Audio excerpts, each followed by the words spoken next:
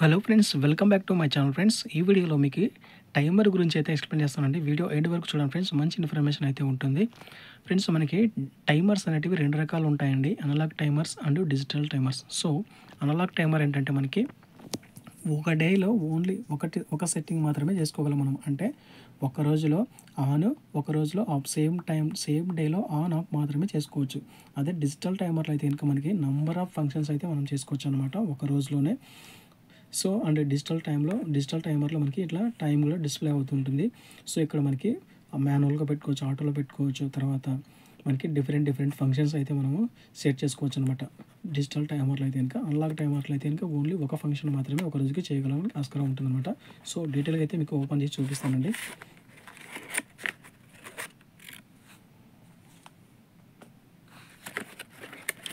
So, ఇది friends మనకి ఒకసారి ఓపెన్ చేద్దాము టైమర్ని. ఇది మనకి frontier digital timer. So, frontier కంపెనీకి చెందినటువంటిది టైమర్ అనమాట ఇది. సో, ఇది వచ్చేసి మనకి ప్రొటెక్షన్ కవర్ అంటారు దీన్ని. ఇది మీ ఎప్పుడైనా వర్షం పడకుండా మనకి ఇదనమాట. సో, ఇలా రిమూవ్ చేయొచ్చు దీన్ని. అండ్ ఇంకేమున్నాయంటే దీంట్లో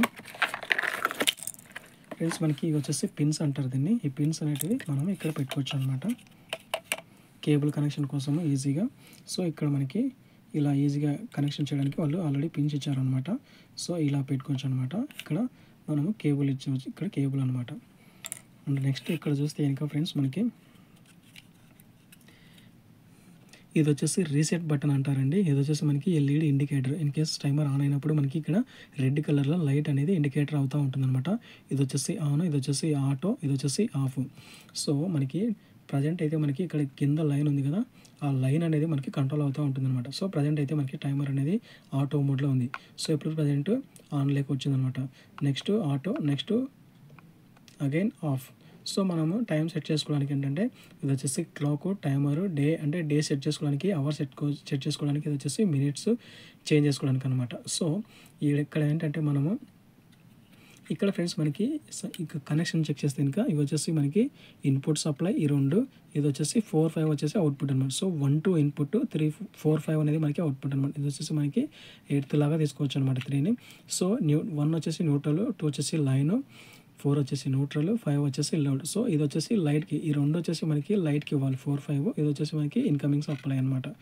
ఇది వచ్చేసి మనకి 20 amps వరకు అయితే కనుక దీన్ని యూజ్ చేసుకోవచ్చు అనమాట ఫ్రెండ్స్.